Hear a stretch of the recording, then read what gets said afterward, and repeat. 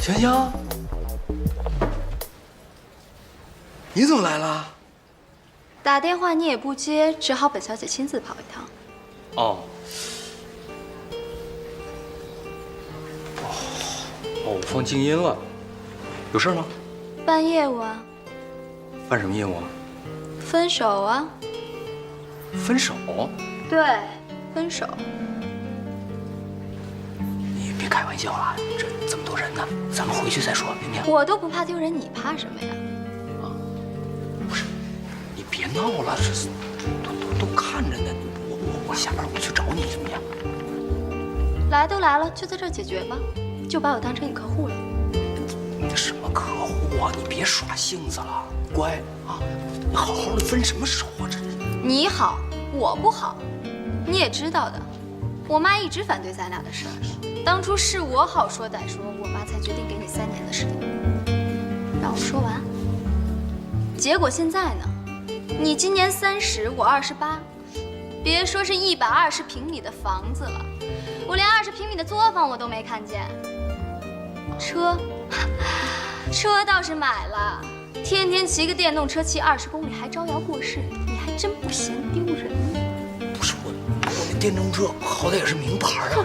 我知道我赚的少，我1个月才赚几千块钱，加上提成加上奖金也不够给你买个包的。但是我对你一片赤诚赤胆忠心，你应该了解呀。可是你妈对我要求那么高，你妈说买房最多贷款也不能超过30万，我哪买得起啊？你让我去抢啊？抢啊！监守自盗多方便啊！再说了，就是真逼你，你也得有这胆儿啊！这年头啊，贷款比离婚都多，挣不到提成，那是你没本事。嘘，别喊行不行？我现在事业刚起步，再给我点时间，给我1年时间好不好？我可不是来找你商量的，我是来通知你的。我已经在你身上耗费4年的青春了，我可耗不起了。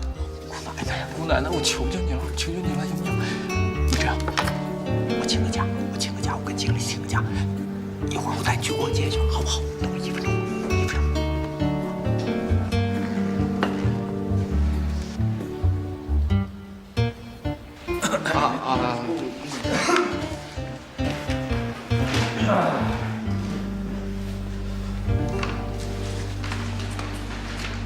这样我调动兵马偷袭094才能更加顺利。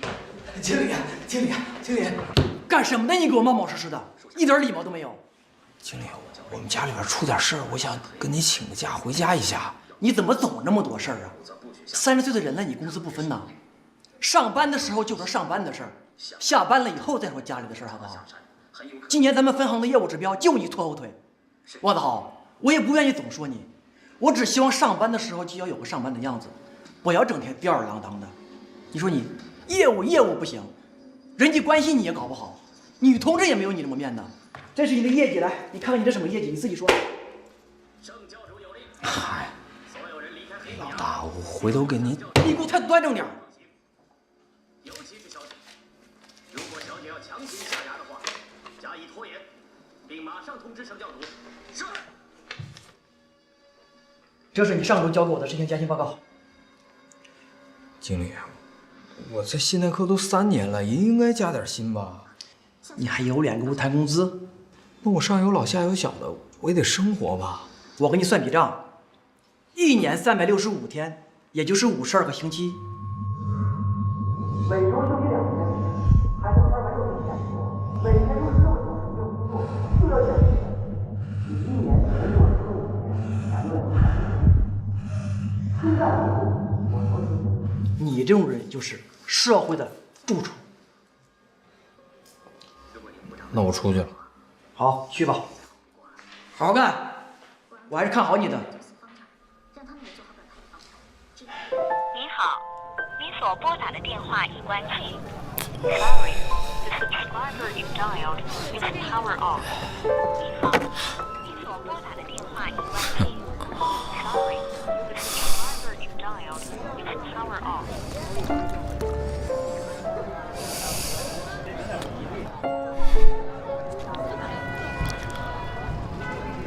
爱情算个屁呀！有啥没啥，傻逼才跟你好呢。媳妇儿没了，工作也没个奔头，作为失败的典范，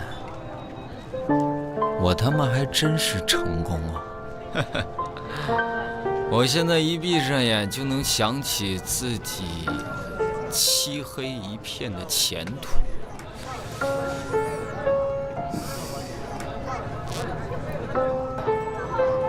哎，兄弟，你知道女为悦己者容的下一句是什么吗？士为知己者死。狗屁！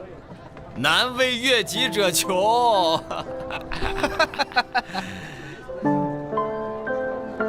哎，我说哥们儿，哎，你来的正好，你给我评评理啊！你说，我作为一个银行的信贷职员，作为一个30而立的未婚屌丝，整天忙活着给别人贷款买房，结果自己因为买不起房，被媳妇儿给甩了。你说是不是奇耻大辱？不是哥们儿，鸡翅没有了。你先说是不是奇耻大辱？鸡翅。好，给我来10个大腰子。好嘞，也给我来俩。好，腰子要老点还是嫩点儿？嫩点的，老了不给钱。操，吹牛逼呢！不给我钱，冒充黑社会，老子把你屎打出来！操！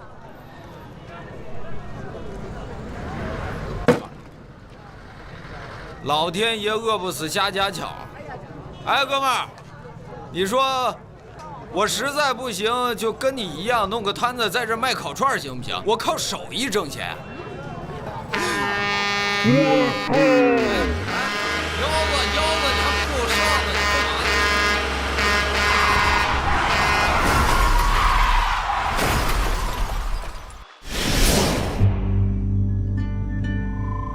你干嘛对，分手。我要整个调儿。30岁的人了，你公私不分呐？你今年30，我28。我妈一直反对咱俩，我可好奇了。啥意思才跟他好？那是你没本事。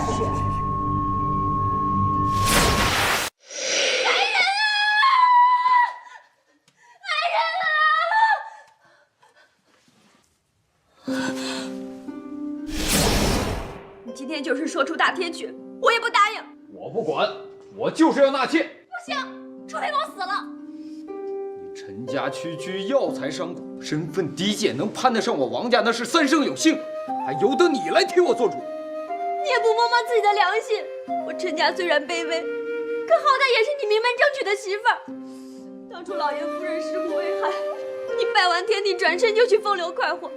这3年来，你对我冷若冰霜，家里的大事小事从来都不闻不问，都是我一手操持的。现在你愚弄5G苟且也就罢了，今日竟想纳她为妾，门儿都没有。你替我王家操劳那是天经地义。你身为夫君，携妻教子更是天经地义。好，那我就休妻。休妻，恐怕是老太爷的遗嘱不答应。那我就死。你舍得死吗？你敢死吗？就算你舍得死，怕是也舍不得外面那狐狸精吧？你舍得死吗？那你死啊！你死啊！你死啊！你死啊！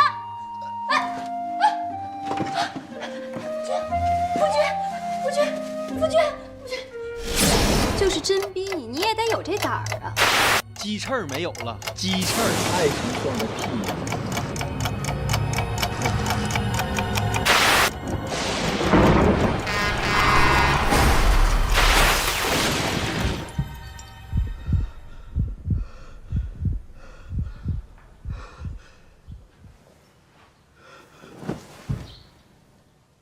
来人呐！有人吗？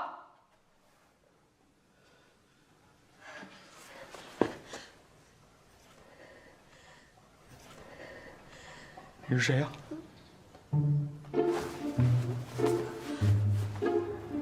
我手机呢？把我手机给我！我靠！看来昨天晚上真是喝大了，怎么跑剧组来了？子豪，你可感觉好些？哎呀，行了，别演了，把你们导演叫来，我要跟他聊聊。眼。子豪，昨晚……哎，等等，你怎么知道我叫子豪？我当然知道了。你们拿了我的身份证。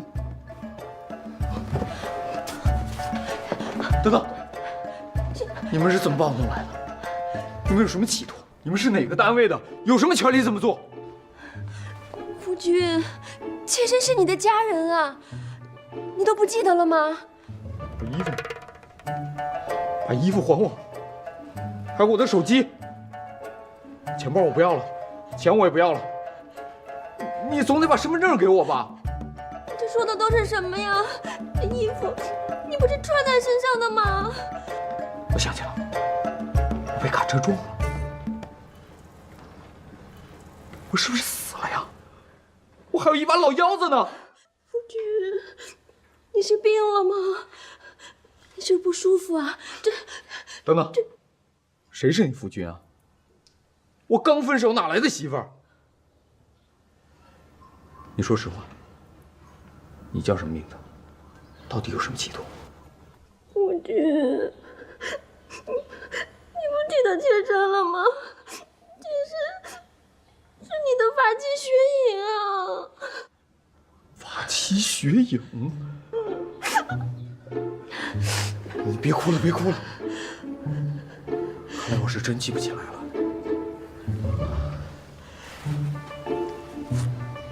哎呀，我脑子有点乱。这什么玩意儿？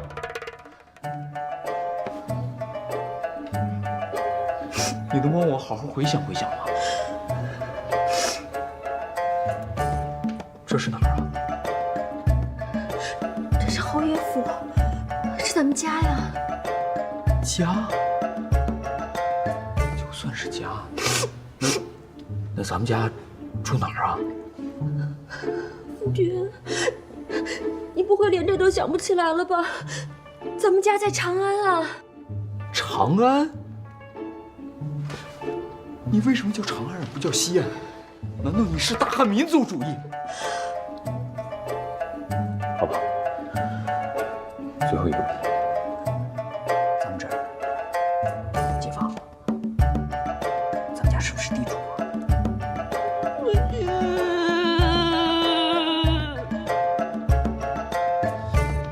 老朽倒是听说过一种怪病，多是因头部受创所致，轻者头痛且晕，健忘，目光呆滞；重者失语，偶不遇时，为废不用。老朽妄自猜想，这小侯爷怕不是得了这种病吧？那可怎么办？我只是一时气急，没想到却气坏了夫君，我真该死。夫妻同苦共甘，棒打鸳鸯不散。夫人您行了，这都什么时候了，你还一套一套的。周大夫，这小侯爷的病到底有的治没得治啊？扎上一扎，兴许有效。嗨，这何谓扎上一扎呀？就是扎穴道，有4阴针、4阳针、4大总针、8法神针、9转还阳针、马丹阳12针、鬼门13针。这听着邪乎，这咋还兴许奏效呢？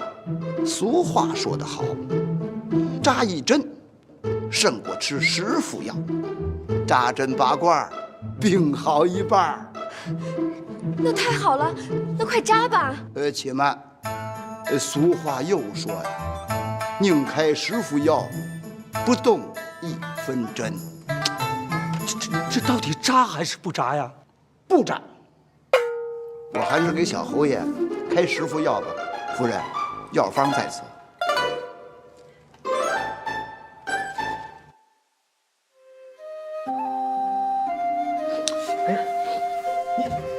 你怎么又哭了？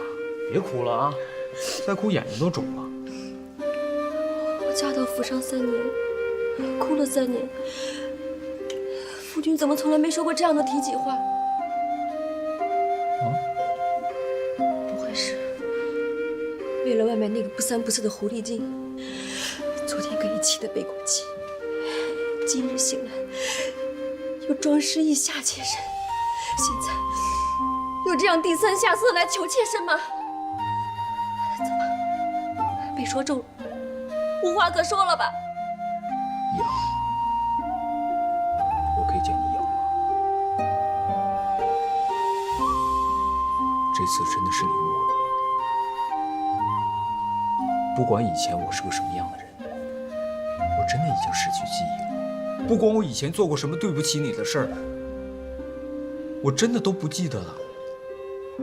更别说我在外面有女人，我连认都认不得，我还带得回家吗？既然我们俩是夫妻，那我们就得感情和睦，家庭圆满。我既然娶了你，就要对你、对这个家负责任到底。原来的事既然已经忘了，就不要再提了。不管以前那个我伤害了你多少，就让现在的我给你一点一点的补偿。娘，我真的很饿呀。咱们俩能不能先弄点吃的再说呀？日子还长着呢。周大夫说夫君体虚，要少吃多喝，妾身这就去准备。哎，等一下，我的衣服呢？怎么穿来着？有点忘了。里边没扣上，这都怎么扣的呀？这个。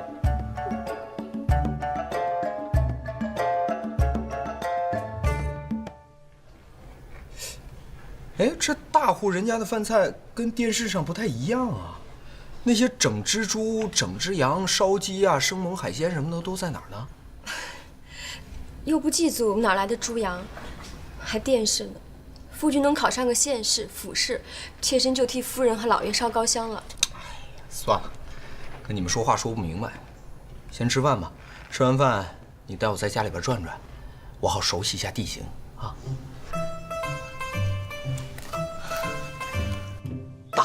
真他妈大，不是一般的大呀！哎呀，这都走了4个院子了，前前后后什么门洞啊、拱门都过了5、6个了，还没走完。夫君，这就是咱们的正房，里面还有书房和卧房。按照现在的房价，即使是京郊也要3万一平。我王家的宅子少说有1万平，3万乘以1万，那就是3亿呀！我操！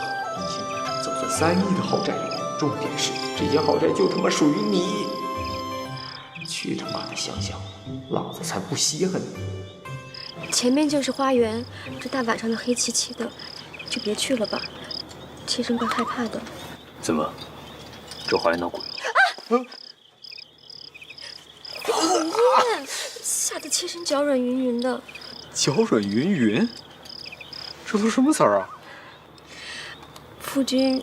身体尚未恢复，要不妾身今晚就留下来服侍夫君吧。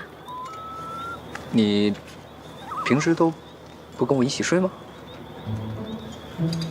自从进了这个院子，妾身就一直睡在东厢房。夫君平日很少回家，偶尔回来也是一个人安寝。妾身，哎呀，这王子豪。 真是禽兽不如个禽兽。哎，那咱们晚上都干点什么呀？谁知道夫君晚上都做些什么？反正妾身是看一会儿书就睡了。这么单纯啊？哎，天刚黑，时间还早，不如咱们娱乐一下。那咱们下围棋吧。我知道夫君常常在外面赌棋呢。围棋不会下，会下五子棋。 哎，算了，五子棋太难，不如咱们还是先洗一洗，然后到床上去玩。夫君使什么唤呢？哎，你看你想哪儿去了？哎，我是说啊，我说咱们到床上去玩猜谜，这个输的呢给赢的讲故事，是吧？这个游戏最不费脑子，特别适合睡前玩。想什么呢？疼！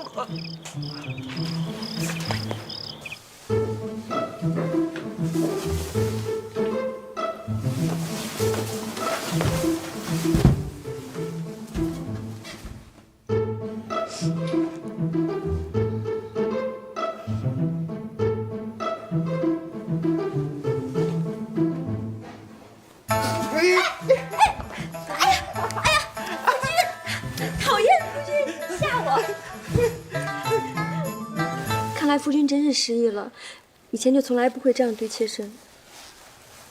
那我以前是个什么样的人啊？该不会是个坏人吧？什么是好人坏人？在妾身这里，夫君是大大的坏蛋。哎呀，我是说，我有没有做过那种欺男霸女、鱼肉乡里、放高利贷，然后逼还不起债的人卖儿卖女之类的事儿？这怎么可能？这种事情在长安城里都不多，何况夫君的家教，更不可能做出这样的事。不过细细想来，夫君虽然不学无术，但也不是什么坏人，对街坊邻居礼数周全，对下人们也和和睦睦。可是，怎么对妾身就这样冷言冷语呢？夫君干嘛？别胡闹！王修啊，王修，这件事儿算是你积了大德了。娶进门3年的媳妇儿，你嫌弃人家出身低，愣是一手指头没碰。哥们儿，我真心谢谢你。哎呀，夫君，你把蜡烛灭了，可是。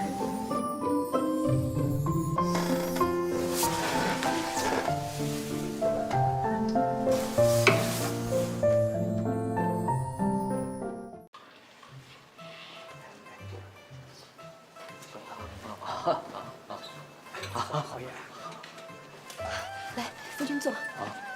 妾身给你介绍一下，这位啊是管家钱叔，是太爷使过的人，在王家鞍前马后操持了22年了，在王家庄上也是鼎鼎有威望的。夫君以后凡事啊要多跟钱叔商量。不敢当，不敢当，能在开国侯府里效力，实在是老朽的福分呐。刚才我听说小侯爷得了那个失忆，就是把以前的事儿都忘了。哦，小侯爷得了失忆症，老朽无能，我这就去熬药去。别，钱叔，我这病好的差不多了，再静养几日就好了。有劳钱叔挂念了啊，小病。夫君，这位是账房胡先生，在咱府上已经24年了，是随太夫人从国公府上过来的。胡先生精明能干，更是写的一手好字，远近闻名。夫君以后要多向胡先生请教才是。啊！哎呀，文化人呐！别，折杀老夫了！一介下人当不起侯爷大礼呀！别啊！老夫自当兢兢业业，以报王家累世之大恩。不用站起来行礼，会吓坏大家。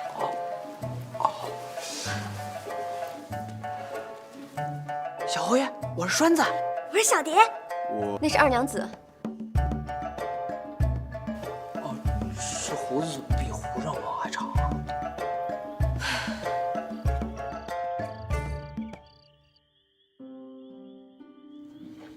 夫君在说什么？我是说，我这些年花了6000两银子，我到底怎么花的呀？你问我，我问谁啊？若不是妾身带回来的嫁妆还有些，只怕现在都要变卖家产了。你一直用私房钱贴补家用，哎呀，我真是禽兽不如！我他妈到底是个什么东西？这事儿也不能全怪夫君，咱家除了庄子上每年能收700两以外，其他就没有别的进项了。啊，不过夫君不用发愁，当年我家剩了王家好大一个人情，实在不行的话，我就回娘家再置办些银两，咱们省着点用也足够了。你让我花你的钱，你拿我当什么了？我堂堂男子汉大丈夫，有手有脚的，你让我吃软饭？以后不准你再说这种话。夫君，听你这话，妾身心里喜欢。咱们家就不做生意吗？夫君傻了吗？咱家祖上是开国的勋臣，做生意要辱没先人的。这话以后绝对不能再提。夫君，别怪为妻话重。自打进了你王家门，家里那些姐妹全都羡慕得要死。我知道你看不上我身份，所以就算你再冷落我，我也毫无怨言。人活着，不就是图个身份吗？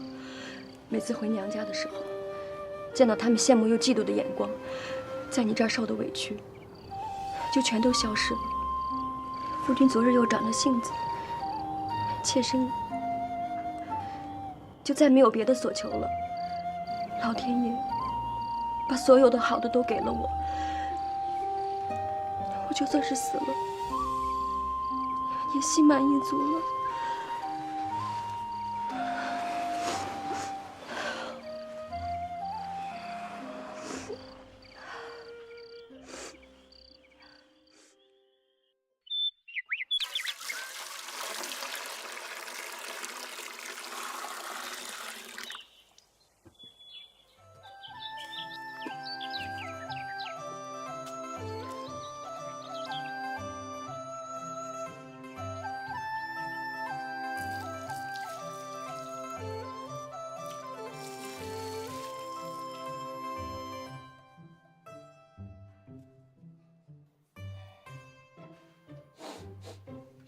哦，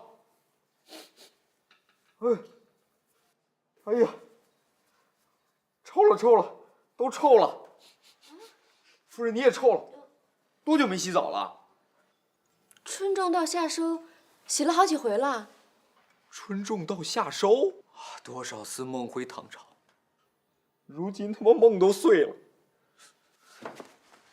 夫君，二女，水烧好了没？别弄得跟烫死猪似的啊！老爷，水还要再烧烧，柴火有些湿。好吧，你快去。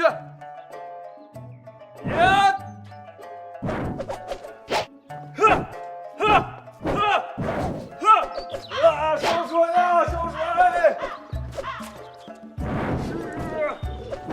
我渴呀！夫人，老爷怎么了？老爷他，夫君，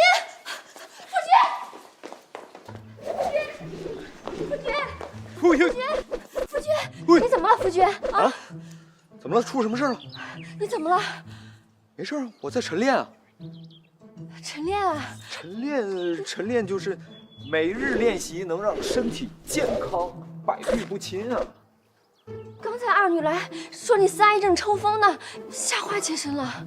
听他胡说。哎，要不要以后为夫把此术传授于你，你也好授予天齐，与我共享仙福啊？你不愿意？哎，来，试一下嘛，试一下，来，啊，使劲儿，捅，用力，我看看，用力啊！用力！哎呀，看来啊，这些功夫确实不适合女人啊。哎，要不然为夫教你骑马舞吧。骑马？还舞？相传这个练了骑马舞的女人可以青春永驻，身材窈窕，这个秀发乌黑啊。要不要试一下？真的？真的。那试试。1、2、3、4。2、2、3、4、3、2、3、4、4、2。夫君，这姿势，妾身做起来太不雅了。有什么不雅的？不就劈个腿吗？来，哎，二女，来，一块练，快！我还要烧水。你烧什么水？这喊。来，我们继续。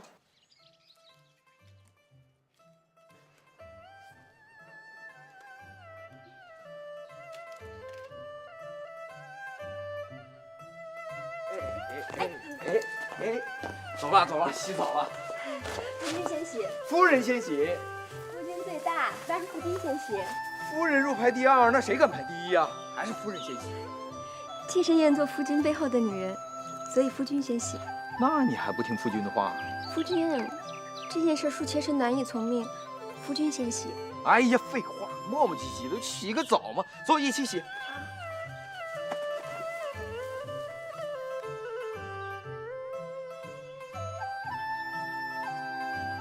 哎，夫人，妾身自己来。害什么羞啊？不是说好一起洗吗？哎，人家就是害羞嘛。哎呀，夫君先出去，先出去。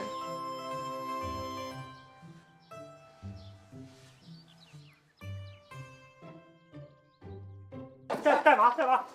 哎，快请！听说子豪兄最近身体不适啊，我就过来走动走动。哎呦，快请，快请！哎呦，程小公爷，陈管家您好，您好，哎，还这么高呢？哎，快请，快请！哎呀，这不是德昭兄吗？四爷兄，耳朵够长呢。我是闻着过来的。哎，最近程爷爷身子骨可好啊？精神着呢，他可是长安城有名的老不死。不，老寿星啊，每天早上起来5板斧呢。那是，程爷爷乃我大唐顶梁重臣，我辈之楷模啊！啊，好说好说。哎，其实我爷爷那2下子哪及得上你爷爷当年潇洒呀？咱兄弟俩就不用奉承了啊！人捧人高嘛。再说你留步。洗好了，夫人。哎，我看看，你被蚊子咬了。莫大惊小怪，谁人不被蚊虫叮咬？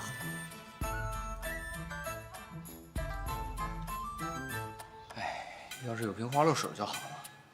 夫君说的什么？啊，没什么。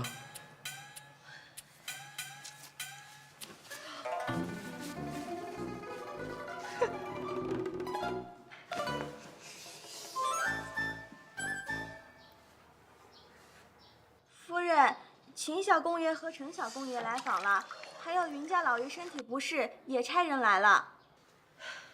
消息传得可真快啊！这几位都是谁啊？怎么连他们都不记得了？哦，想不太起来了。秦玉秦小公爷是胡国公秦叔秦叔宝的孙子，而程初程小公爷是卢国公程老将军的长孙，这2位都是夫君的好友。而云老爷，云家庄的，跟我娘家也算是远亲，看着王家家道没落，惦记咱的田产呢。二女，你服侍老爷洗浴，我去前面接应一下。嗯。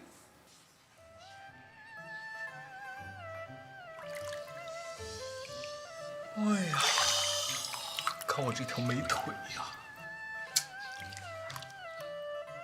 小丫头怎么不爱说话呀？老爷，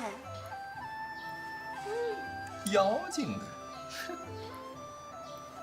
老爷这一病，跟变了的人似的。对夫人好多了，对我也和善了。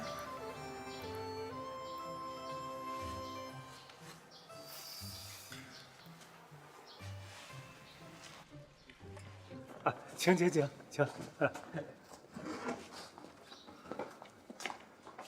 边请。可是开了眼了，这就叫排场。还别说，咱小侯爷别看一只单传是吧？那也是别人大家不敢比的，是不是？咱侯府很多年都没这么热闹过。你看这么多礼物，仓库也放不下呀。腾出一间房，是小蝶正在后面收拾着呢。不过东西太多，别招了贼啊！剁碎了喂狗。剁碎喂狗，这么多宝贝，剁碎喂狗，狗吃人参，那非窜着流鼻血不可。我说的是贼。哦，了然。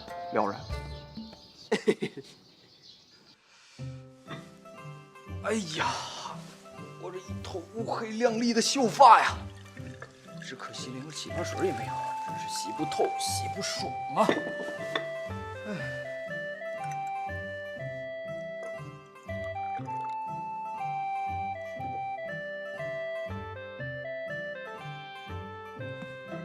哟，这什么玩意儿？老爷，您不喜欢奴婢给您煎的茶吗？不是，就是太烫了。奴婢帮您吹吹。哎，不用，晾晾就行了，晾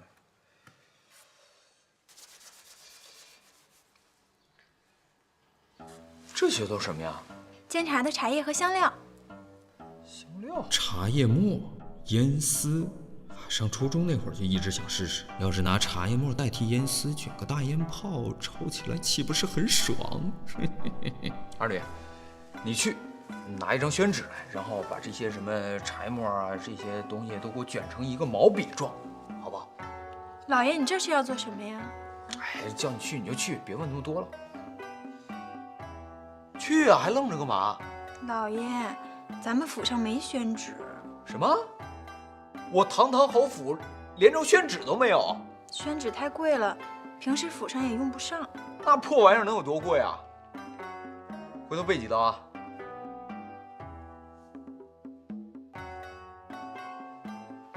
你老看着我干嘛呀？老爷生病了以后，完全变了个人，越发像个侯爷了。那老爷我生病之前什么样啊？哎，累坏我了，客人送走了一波又一波，看来这王公贵族啊，还没忘了咱王家。夫人，崔小公爷过府了。夫君，妾身去外面照应着，你要是累了，就上去躺会儿。等，我看看，这大包，疼不疼啊？就是痒痒。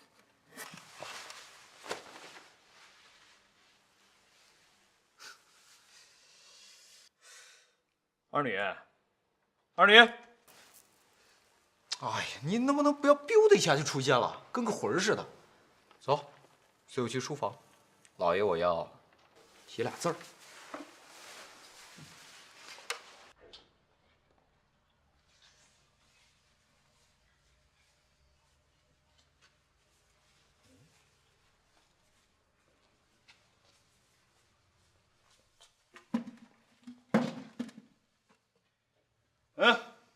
笔墨伺候。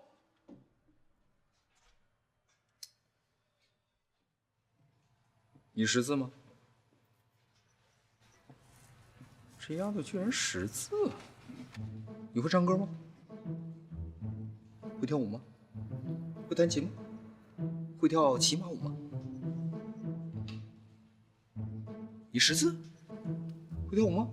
会唱歌？真的识字？看来这丫头真的识字啊！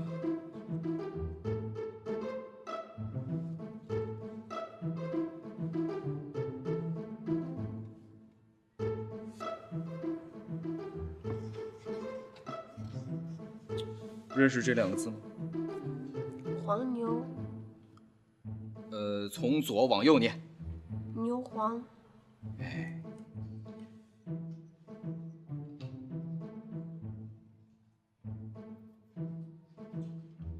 这个呢？麝香。哎呦，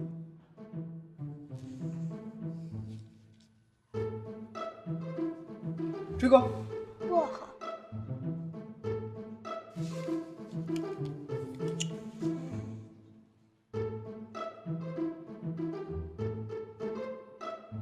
这个呢？哎，你要再点头，我马上就要问你微博、微信、手机号。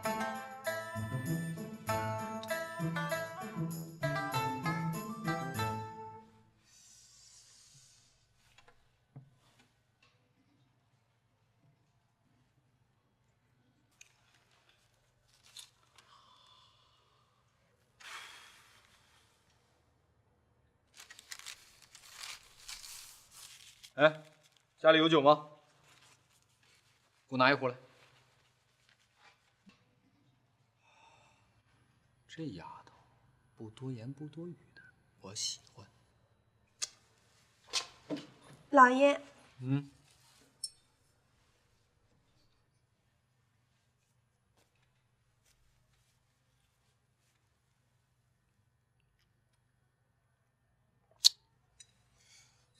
这酒也就20来度啊，这挥发率太低了，得想办法这酒蒸馏一下呀，蒸馏啊，蒸馏。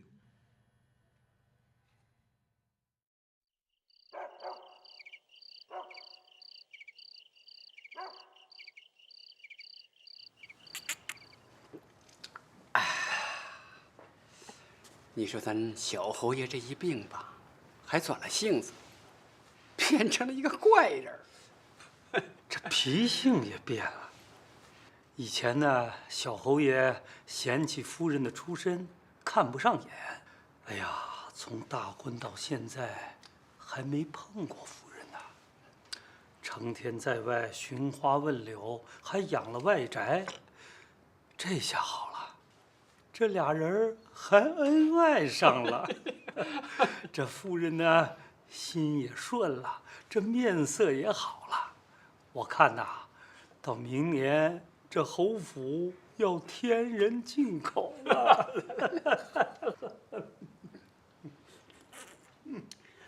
哎呀，老侯爷在天有灵啊！哎呀，这片家业啊，算是有了指望了啊！来，干！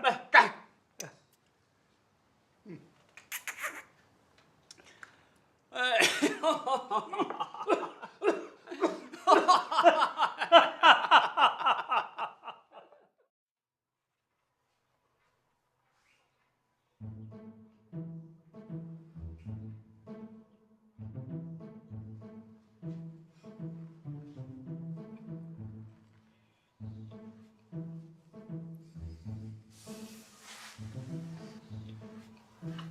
夫人今天累了吧？接了那么多课。累倒不累，就是有一宗事情让妾身生气。生气？云家没安好心，他们家老爷子早就惦记咱家田产，知道夫君病了，特地差人来打探虚实。那有什么可生气的？田产不还是咱家的吗？卖不卖都是我们自己说了算啊。妾身就是咽不下这口气。夫君当初如果不那样，咱家的家业就败不了。哎，夫人说的是。总有一天，我要让那个老不死的见识见识妾身的厉害。夫人有什么厉害啊？先让夫君见识见识。你有话。哎呀，夫君，轻点儿。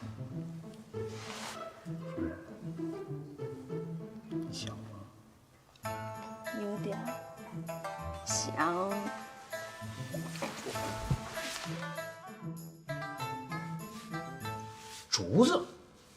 竹子可以做野流管啊！这丫头天生就是个捏背的，手法娴熟，出神入化，提神醒脑啊！二驴，你去给我找个大蒸锅来，快去！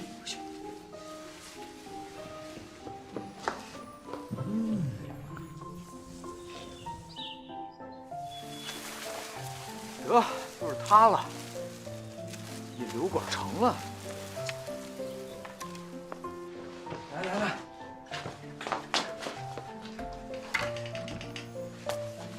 这么大的锅呀，这也太笨了吧！要是有个德国不锈钢锅还行。哎呀，算了，这大堂啊，什么都得凑合，凑合着来吧。来，给我搭把手啊！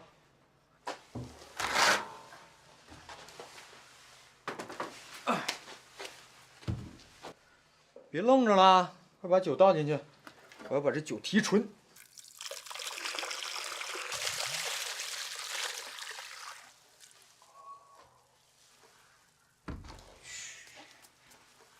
来，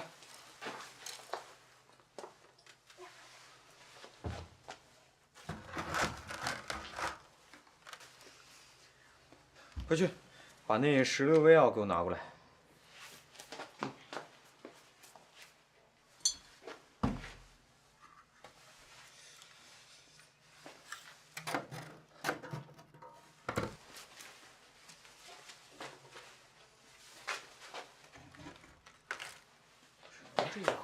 老爷，好，药准备好了，你先去磨一磨吧，我先上个茅房，你快磨，回来我看啊。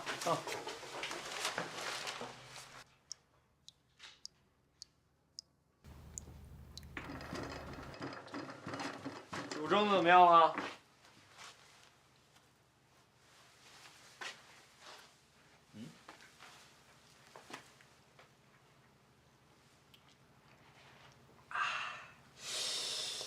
哎呀，不错不错，50度的老白干儿，味儿不错。可惜就是工艺有限，没法批量生产，不然咱们开个酒厂肯定赚大发了。那奴婢岂不是每天都能跟老爷对酌小饮？那可不，自己家的酒想什么时候喝就什么时候喝。那奴婢现在就想跟老爷一醉方休。嗯，你这丫头怎么一点都不学好呢？你成天都想什么呢？你再这样我抽你了。奴婢愿意被抽。你是不是以为我不敢抽你？你给我把屁股撅起来！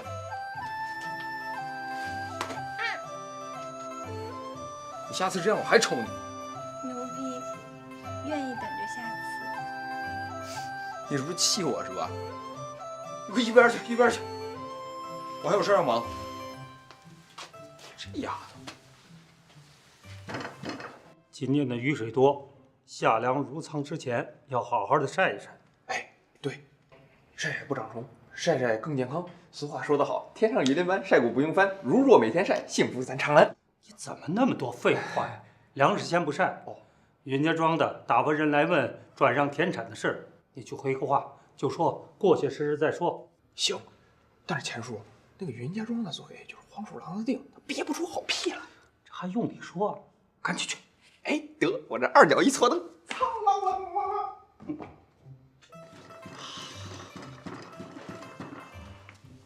二女啊，哎，把那个药磨好的拿过来。对，就是这个剂量。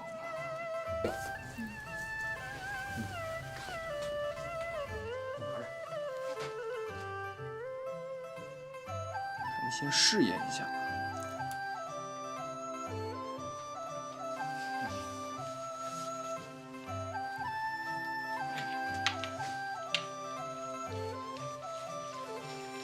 就这样，晃，就一直晃，一直不停的晃，直到把里面的药化开为止。不能偷懒啊！来吧。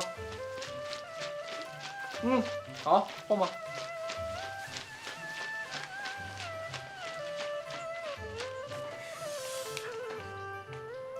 得给这个花露水设计个漂亮的包装，取个好听的名字呀。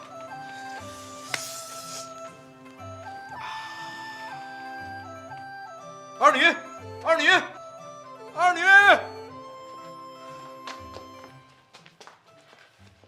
这丫头你还真实诚啊！你还摇呢？快，把这葫芦放那边去，歇一会儿。过来给我按肩。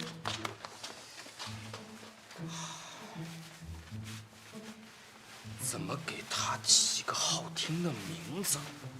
设计个漂亮的包装呢？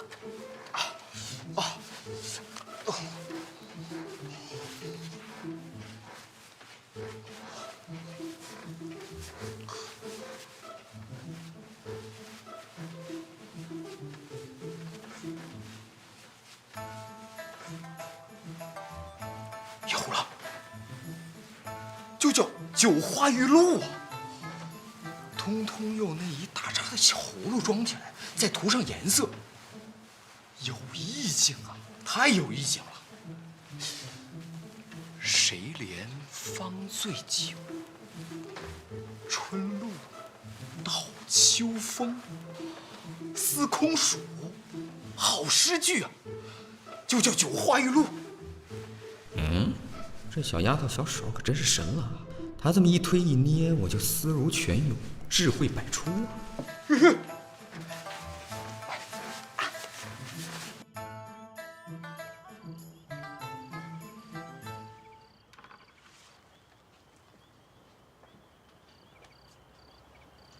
夫君为何魂不守舍？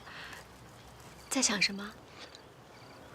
没什么。对了，夫人，今日见你大作，无论是文采还是字体，颇具大家风范，堪称极品啊！比为夫真不是强的一星半点儿。哎呀，真是羞死了！夫君都看见什么了？今日在书房，无意中禀见夫人一首五言诗，依稀记得其中2句：“谁怜方醉酒，春露到秋风。”如此诗句，实乃当世绝品呐！这是我写的吗？我怎么一点记忆都没有了？全诗是什么？读来听听。我只见到这2句，可能是夫人有感而发，妙手偶得吧。哎，不记得也不奇怪嘛。有感而发，妙手偶得。夫君说的真是精辟。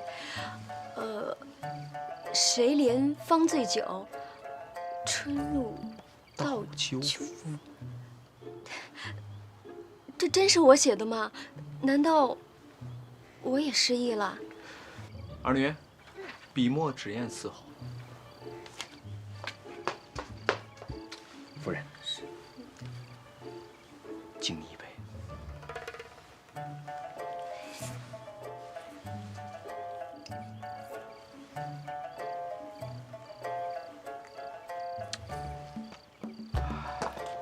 此2句才是绝句。夫人，快！此等诗句，定当流芳百世，快记上。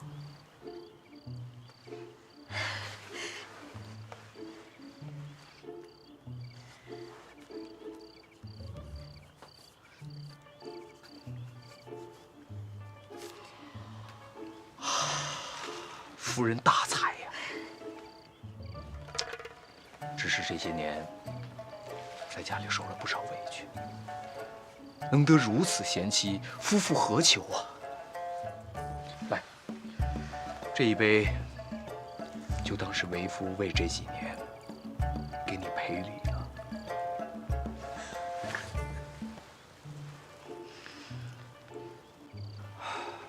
哎，对了，夫人，前几日见你被蚊虫叮咬，于心不忍，于是这几日在家潜心研制了一种有驱虫效果的香料，取名九花玉露，还请夫人题词。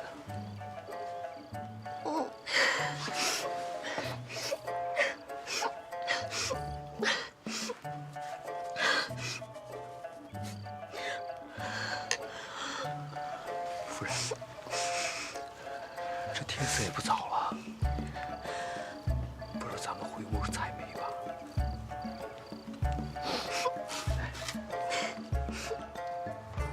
娘子，看看，全都买到了。你这是在侮辱我呢！我栓子办事儿什么时候办砸过？哎，你知道栓子是啥意思吗？系牲口的绳。放屁！哎，用小侯爷的话讲啊，就是靠谱的人。懒得和你说。嘿，我还懒得和你们这些粗人打交道呢，是不是？卸货了啊，乖。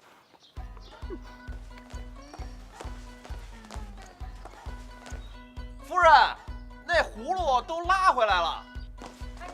二姐，快去，把东西都给我拿进来。夫君，这九花玉露干根好使吗？真的呀，夫人用了就知道了。夫人，有事儿跟您商量。好，我这就过去。夫人，自从学了骑马舞之后，好像面色越来越红润了。真的啊？真的啊，越来越漂亮了。讨厌。黑巴扎黑。钱管家，跳起来啊！跳一跳，10年少呢。哎呦，算了算了，我这把老骨头受不了受不了。没情趣。哦，对了，云家那边过话了吗？啊，过了过了，他们惦记着咱们那几十亩熟田，我让人给推脱了。啊？哼！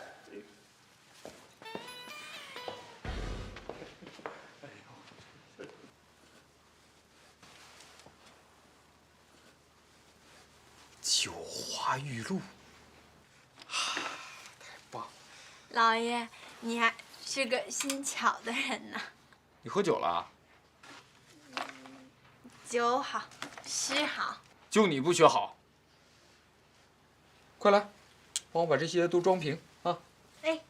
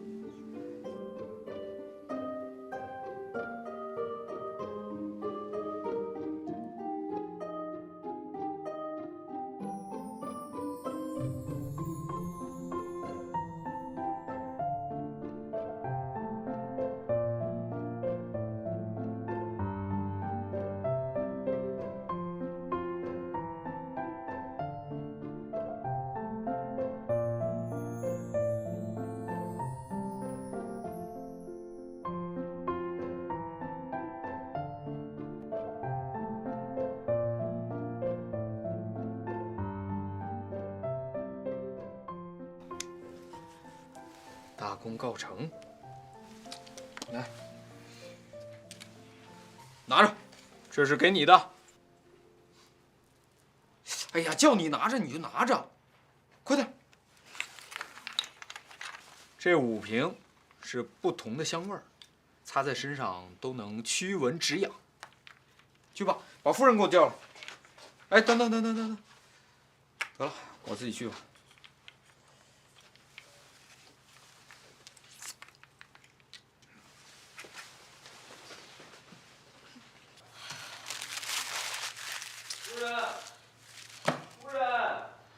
夫君。啊。今天又做出什么好诗句了？都不如意。夫君，我都怀疑那2句不是我写的。别灰心嘛，你是因为太过执着，所以才束缚了自己。夫君所言极是。自从夫君失忆后，感觉夫君都像变了个人似的。什么？哎呀，作死呀！夫人，我送你样东西。九花玉露。哎，你怎么知道的？神了！夫君一进来我都闻见了，还用猜吗？快给我，快给我，快给我，快给我！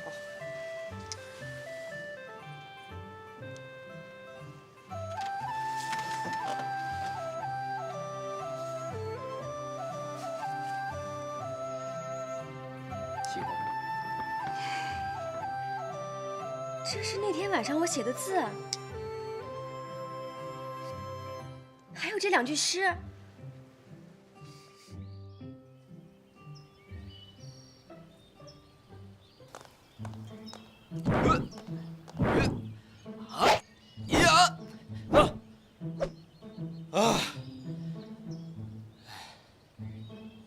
二女，过来，都干什么呢？拿着。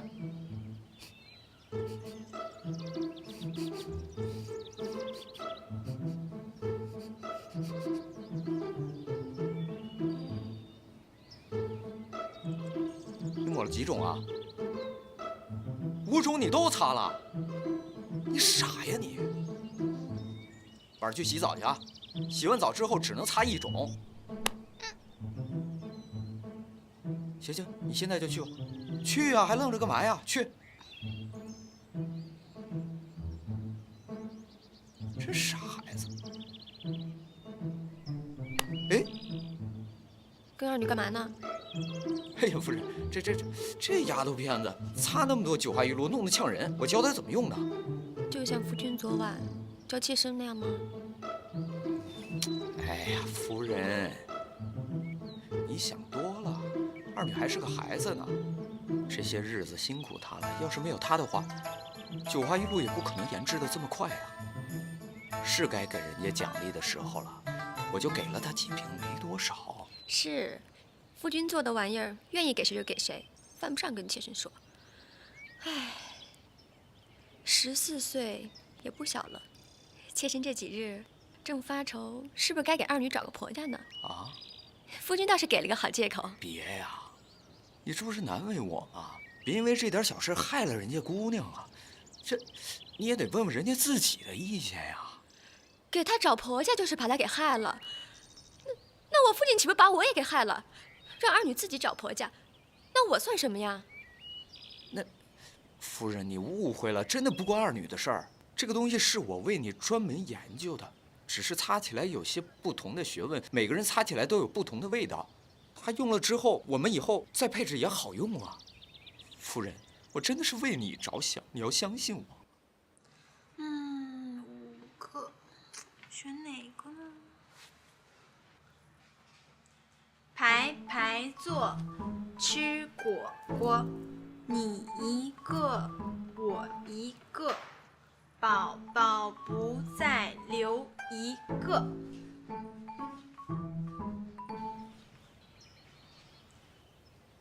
那夫君的意思是，一个二女还不够用，要多几个丫鬟不成？那要不，妾身把城里那位姑娘也给你接回来？呀，大姐，姑奶奶，我求求你饶了我行吗？我哪有你想的那么下作呀？我对你一片赤诚啊，简直是司马昭之心，路人皆知啊，天地良心。你别说什么城里的姑娘了，我连城都没进过，以前的事我都忘得一干二净了，这个院子我都没转全呢，我多冤枉啊你！妾身知道，夫君对妾身好，宠我，疼我。 妾身都感受得到，妾身以为自己是全天下最幸福的女人了。这些日子，夫君都把妾身宠坏了，怕你病好了又像从前那样跑出去不回家，怕你再也不跟妾身说话。夫人担心的也不无道理啊。一个不让自己女人放心的男人，那真的就是一个彻头彻尾失败的男人。 要不这样，咱们明天啊不，今天吧，一会儿咱们就去城里把那个姑娘找出来，跟她说清楚。夫人，你给我支点银子，就当是给她的遣散费了。城里的房子咱们也不要了，以后呢，就跟她再也没有关系了，好不好？再有，二女真的是无辜的，我就不多解释了。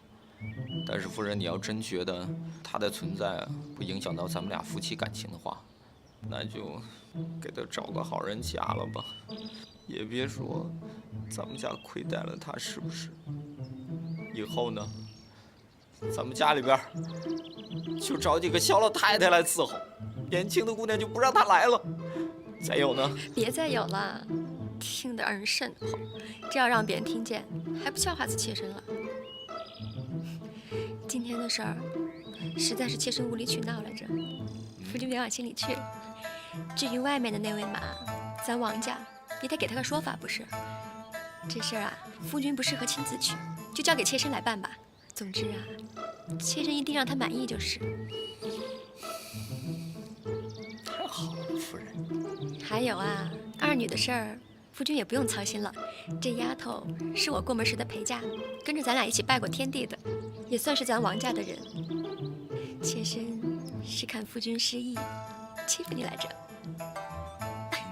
还气我，还气我，气我，真是。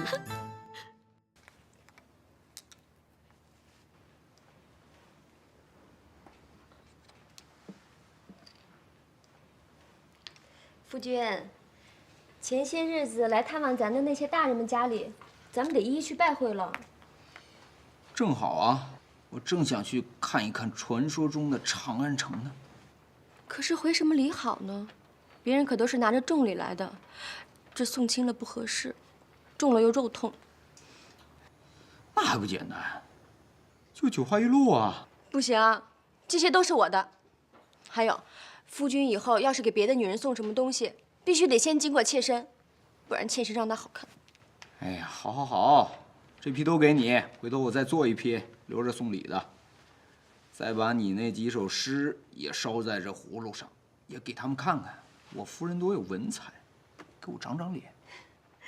那这次就听夫君的，改明儿啊，我亲自给夫君帮工，多叫几个下人帮忙，别把夫君累坏了。那可不行，我们这秘方可不能泄露出去。再说这活又不累，我看就二女得了。看来夫君还真离不得二女啊！这九花玉露一出来，就先送给她了。这里面的秘方，怕是也不想让妾身知道吧？哎呀，夫人说的这是哪话呀？以后呢，家里的事儿就你说了算。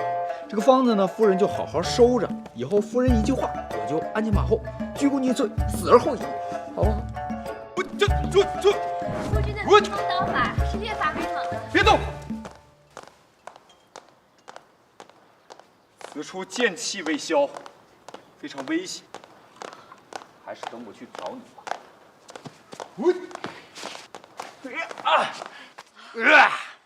头发长，见识短，此乃独孤九剑，可不是昨天的披风刀法了。哦，是妾身搞混了，还望夫君莫怪罪。不怪不怪，不如为夫就将此独孤九剑传授于你，以后你我双剑合并，剑来剑去的也好驰骋江湖，你看如何？夫君说笑了，妾身一介女流之辈，肩不能挑，手不能提，就算得此剑法，也发挥不了其威力。也罢也罢。哎，夫人今天为何没跟二女一起二呢？脸色看起来也很差，是不是这几日跟我一起上门回礼太累了？夫君不知道，每个月总有那么几天，腰酸腹痛、心烦意乱，而且也不适合大动作。用卫生巾啊？何为卫生巾？你没用过卫生巾？夫君说的可是月事布吗？不哪行啊！当然得用那种吸水力超强的那种，左翻右翻前翻后翻都不侧漏的弹力贴身才行啊！何处寻得此宝？这还得容我三思啊！夫君又说胡话了。哎呀，夫人既然不舒服，今天就好好在家休息吧。程老爷子那边今天我一个人去。那怎么行？那陈老爷子性情古怪，我担心夫君一个人应付不过来。俗话说得好，程小金上阵也就能3板斧。哪有这句俗话呀？再过个几百年就有了。反正夫人啊，你在家安心静养，卫生巾的事儿，我帮你搞定。谢谢夫君。小二货，继续啊！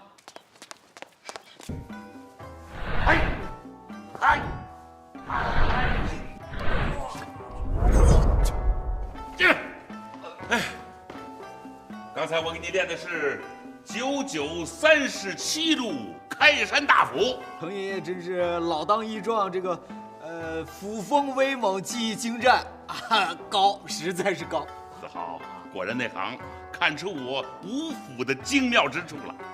哎呀，好，刚才用了这个什么路啊，感觉爽多了啊，腰也不酸了，腿也不疼了，好像年轻了80岁啊！你看这个没有？这坛子你拿走啊，明天给我装满了送过来，我要好好爽一爽啊！爷，此物虽好，但也真贵，配饰起来想必也十分的繁琐。爷爷为难王兄了啊！好，老夫糊涂啊，子豪莫怪。啊，无妨无妨啊！此物虽然珍贵，但是能承蒙程爷爷青睐，甚幸甚幸。程爷爷放心，以后每季小子毕竟亲力亲为给您送来这么几瓶，还请程爷爷笑纳。好，还是子豪孝顺啊，不像我这些事。哎呀，来呀，把板斧拿过来。是，我再练一套8821套化工大斧。来来来。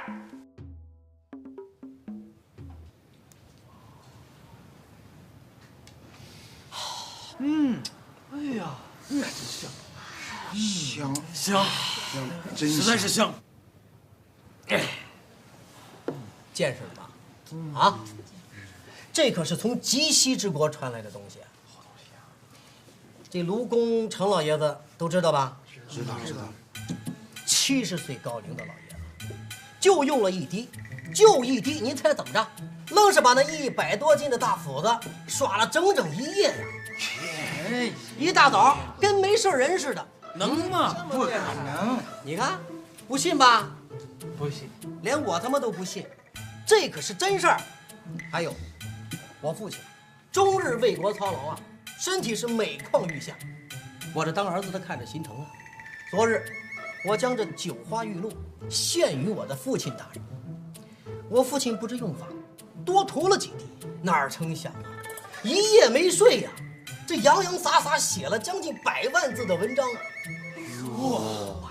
一大早上朝，老爷子走着去的，在路上硬是赶上了骁骑魏罗的人。这罗的人那是武官啊，平常骑的那是皇上御赐的特了标啊，日行千里的宝马良驹啊。就这样，一人快马飞驰，一人悠然自步，两人拉着家常，竟然一起到了。哎呀，还真神呢！哎，真神！这个东西真有那么神。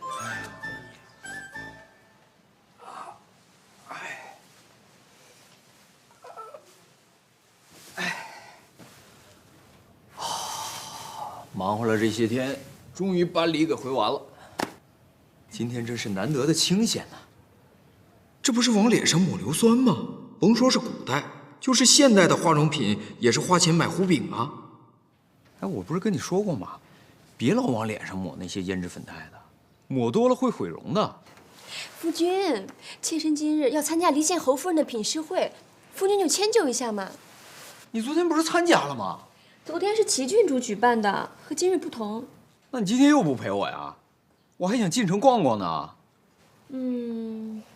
让二女陪夫君去吧。一会儿妾身跟管家说一声，让他给夫君备上马车和随从，好不好？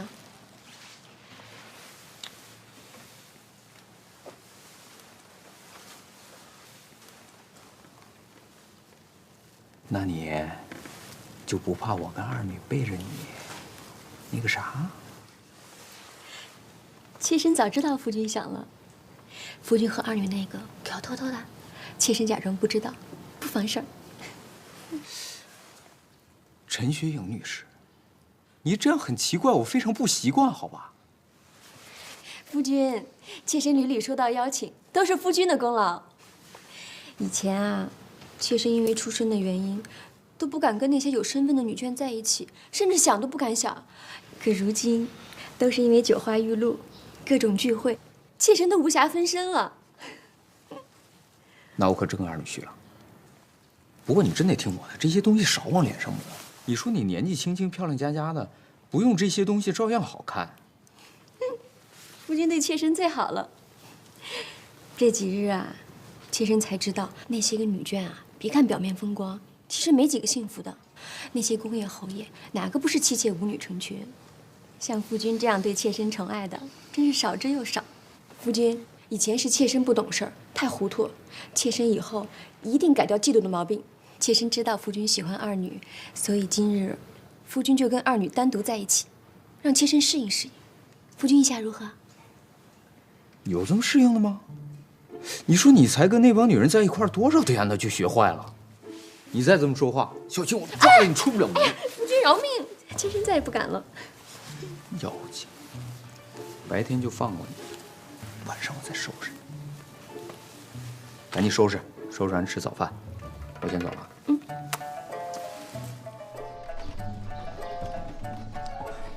颠死我了！什么时候能到啊？喂，小侯爷，如果路上不堵车的话，半个小时也就到了。哎，这怎么大堂也堵车吗？堵得厉害！如果上朝早高峰或者下朝早高峰的话，堵得更厉害。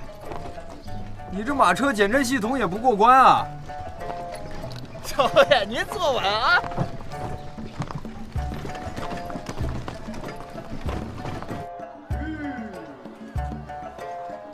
小侯爷，二夫人，咱到了。后郎到了。哎呀，够热闹的呀！都赶上王府井步行街了。小侯爷，这是咱们长安街的西市，是整个长安城里边最热闹的地方。要不您和二夫人先逛着，小的这马也该喂了。好，你也歇歇啊。我们进去逛逛。好嘞，侯爷。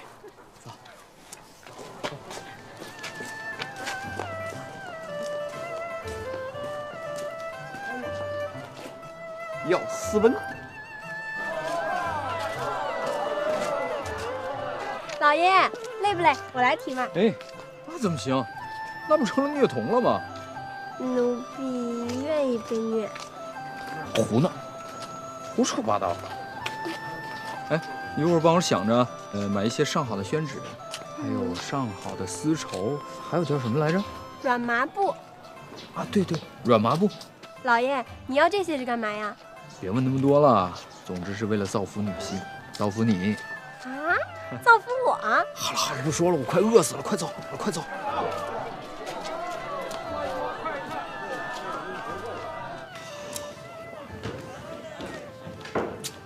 你站着干嘛？吃饭呢？快快坐下，坐下，坐下！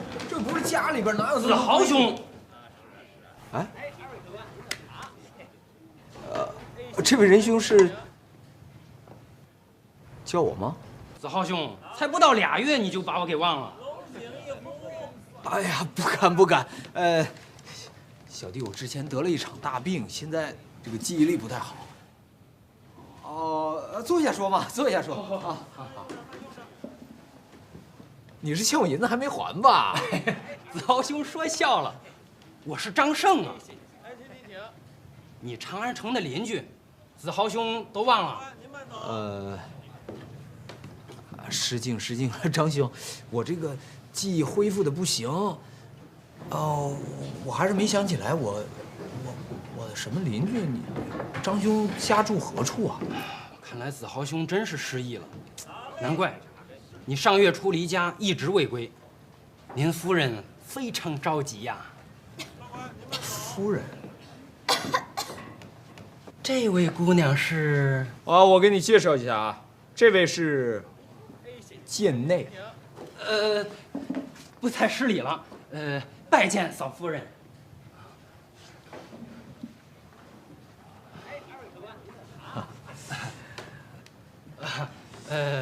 那小弟就不多做解释了啊。小弟家住西门里，陆家牌楼，子豪兄可有印象？如此，小弟就告辞了啊。走了，不多坐一会儿吗？那就再多坐会儿了。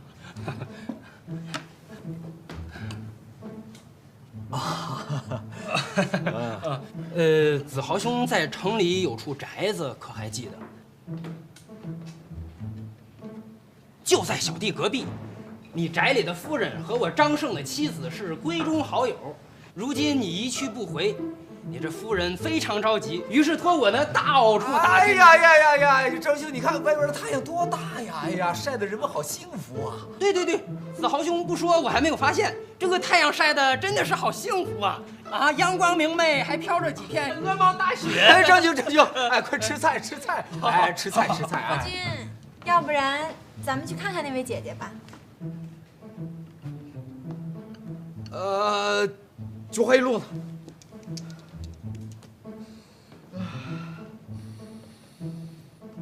子豪兄不舒服啊？这个老毛病了啊，不要紧。那小弟去雇辆马车，咱们这就去看看夫人。真去啊？夫君，那能不去吗？还有甲呀。去嘛，就当逛街了嘛。去。知道老爷我为什么不让栓子赶车了吗？因为今天的事儿，只有天知地知你知我知张胜知，不能让第4个人知道，明白了吗？唉，今天的事儿想好怎么办了吗？老爷，如果今天咱们不来的话，那个武姬横竖也是个死，就算夫人把他打死在西市，也没有人管。老爷一会儿进去把他偷偷杀掉，反正老爷也有契约在呢。啊？哪儿呢？这个是上月老爷晕倒的时候，奴婢从您身上拿的。臭丫头，拿了我的东西为什么不给我？你那个时候对夫人不好，奴婢替夫人生气。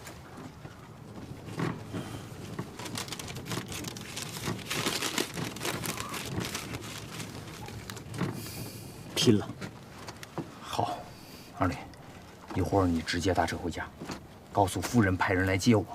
我一会儿要到公堂上去跟人说清楚。你就跟夫人说，一口咬定是那个小狐狸精偷拿了我的玉佩。记住了，咱们放倒个牲口，都得有个说法，更何况是个人。看来老爷这次是真的动了杀心。一会儿从哪儿下刀呢？这儿。老爷，好好的一件事被你弄得血淋淋的，奴婢害怕。你怕个屁！你那么人精。老爷以后不想见他了？不想。也不知道那个院子有多大，值好多钱吧？再值钱也不想要了。其实我根本连见他的念头都没有。那还不简单？房子给他，契约也还给他，让他10日里把房子卖了搬走不就得了吗？夫人这1个月很忙，肯定不会动他的。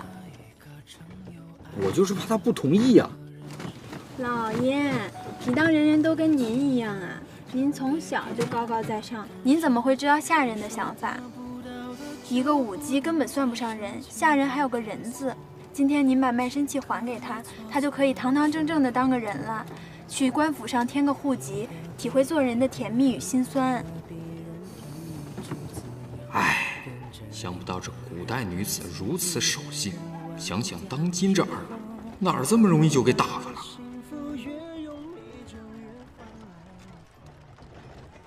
子豪兄，咱们到了，我去敲门啊。哎，这就哈，这件事啊，就让贱内来解决就行。哦，子豪兄言之有理。那小弟就先告辞了。啊，好，告辞。后会有期，后会有期。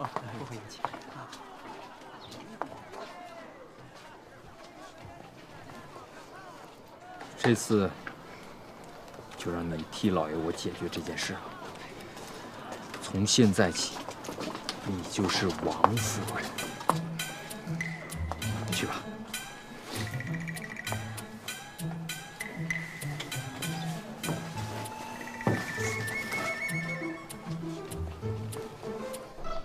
看着我，哎，看着我。想吃不想？想吃啊！想吃，告诉我，小侯爷和二夫人是不是密谋私奔去了？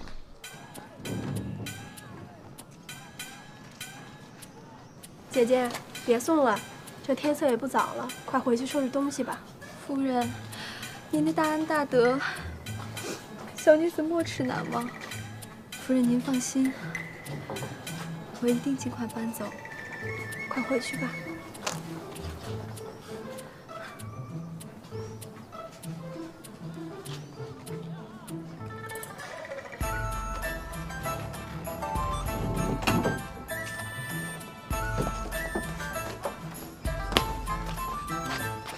怎么样，成了吗？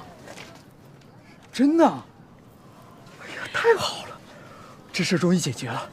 一会儿咱们俩还得去一趟西市，再吃顿饭。你中午都没吃好，立了大功了你啊！老爷，那个你今天答应我的事儿，还算不算呢？什么还算不算？就是你答应我今天代表夫人的事儿。算啊，你今天不是都代表过了吗？那今天还没结束呢，不是让我全代表了吗？这丫头一天都想什么呢？一点都不学好，收拾你啊！那老爷说的到底算不算数？算。好了，从现在起到回去之前，你都是王夫人，好不好？夫君。夫人。哎呀，你别拧了，一会儿把腰都拧折了。快，上车吧，夫人。夫君您上车。哎，夫人上车，来。